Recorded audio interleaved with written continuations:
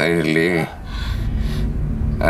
আমি যে রানারকে মিথ্যে নাচ শিখিয়ে পরি বানিয়েছি, এ কথা যেন তোমার মুখ থেকে কখনো না বেরোয়। আমি বলছি তো দাদা, এ কথা কেউ কখনো জানতে পারবে না। আর কোনো কথা নয় দাদা, আপনার কষ্ট হচ্ছে। দুটো কথা ব্যাস,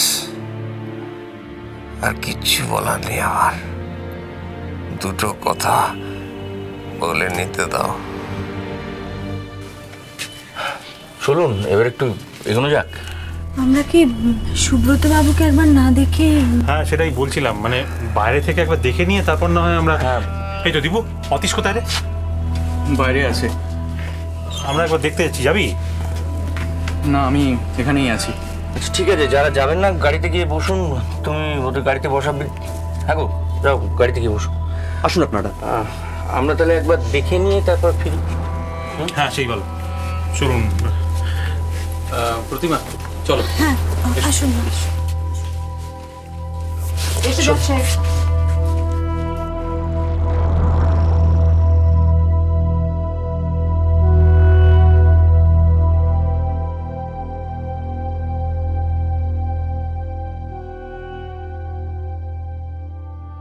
আমার যদি কিছু হয়ে যায় আর সবাই সত্যিটা জানতে পারে, তাহলে তুমি বিপদে পড়বে। আমি জানি নীলি সব দোষ তোমার ঘাড়ে চাপিয়ে দেবে।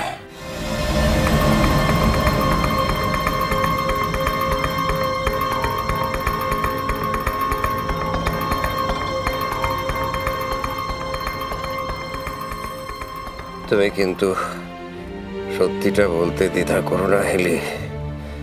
তুমি ভেবো না যে আমার ঘরে দোষ চাপিয়ে তুমি ভুল করছো, আমাকে ছোট করছো। না হেলি, তোমাকে কেউ ছোট ভাবলে, খারাপ ভাবলে, সেটাও আমার সহ্য হবে না। কেন এখন এসব কথা বলছেন দাদা? প্রথমত আপনার ক্ষতি হচ্ছে, আর তারপরে কে কোথা থেকে শুনে ফেলবে।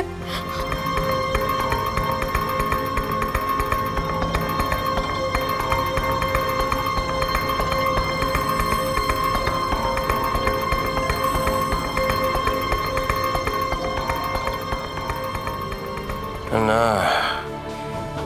কথাগুলো যদি বলার আর সুযোগ না পাই, আর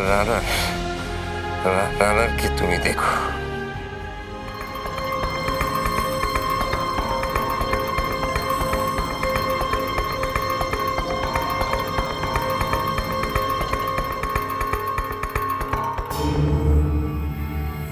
ওকে দেখার জন্য তো বাড়ির সবাই আছে দাদা, আপনি কেন এত ভাবছেন?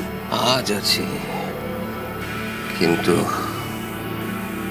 কাল যদি সবাই সত্যিটা জানতে পারে। আমি তোমাকে বলেছিলাম ওকে নাচটা শিখিয়ে দিতে,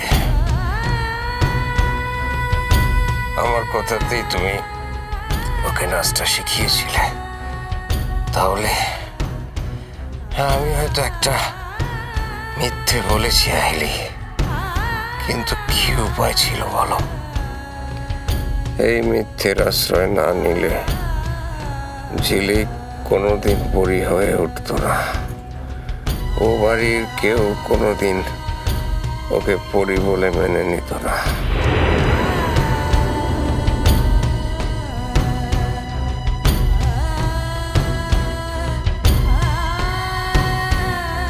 পরি যদি কোনো কারণে আবার ঝিলিক হয়ে যায়, ও খুব কষ্ট পাবে। তুমি কথা দাও, ওকে তুমি দেখবে, যে যাই বলুক ওর দিকে থেকে তুমি মুখ ফিরিয়ে নেবে না। আমাকে কথা দাও। কিন্তু আইলি বেবি সে নাচটা জানলো কি করে? আইলি বেবি বলো, বলো কি করে জানলে? তুমি নিশ্চয়ই একদিন দেখে ওই নাচটা মনে ডাকোনি? নিশ্চয়ই তুমি একা থেকে নাচটা জানতে, না তুমি ঠিক সেরকমই নাচলে কি করে বলো?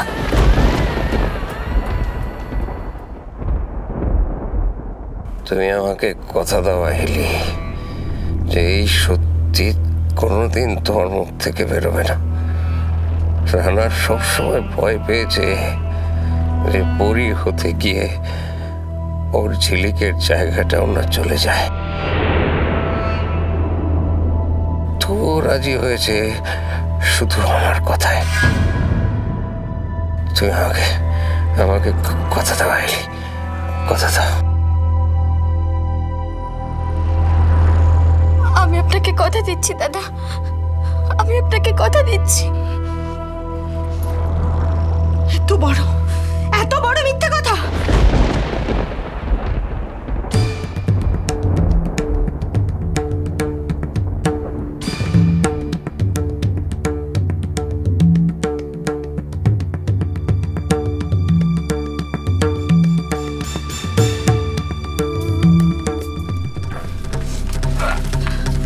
ওরে আমার মেয়ে নয়, ও ঝিলিক।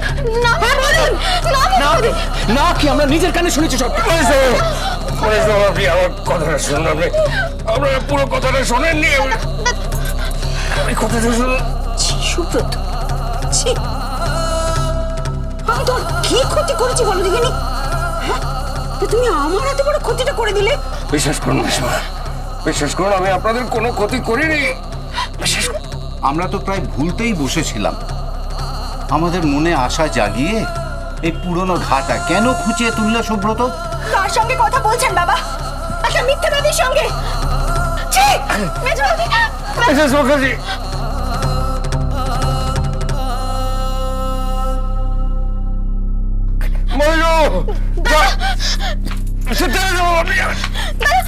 আপনি উঠবেন না দাদা, দাদা আপনি উঠবেন না।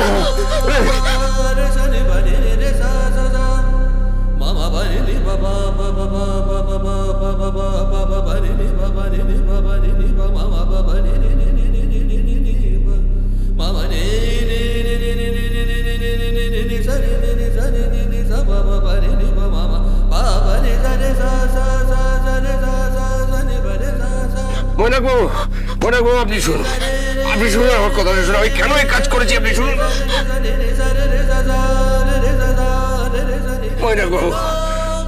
আপনি আমার কথাটা শুনুন। আমি কেন এই কাজ করেছি আপনি শুনুন। সুব্রত বাবু, আপনি অসুস্থ, বিশ্রাম। জানেন না, শুনুন।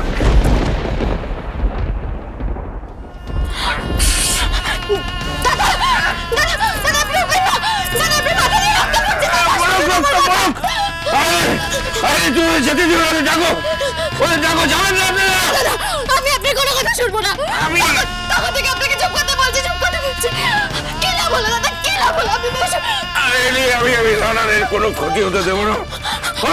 তুমি ডাকো, মিসেস মুখার্জি, শুনে যান, আপনি আমার কথা শুনে যান। আমি যাবেন না,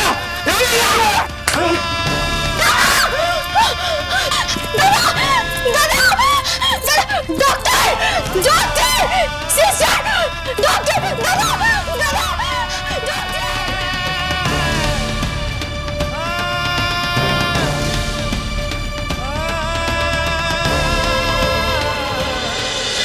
তোমায় ছাড়া ঘুম আসি না। চলো চলো চলো চলো চলো পাল্টাই।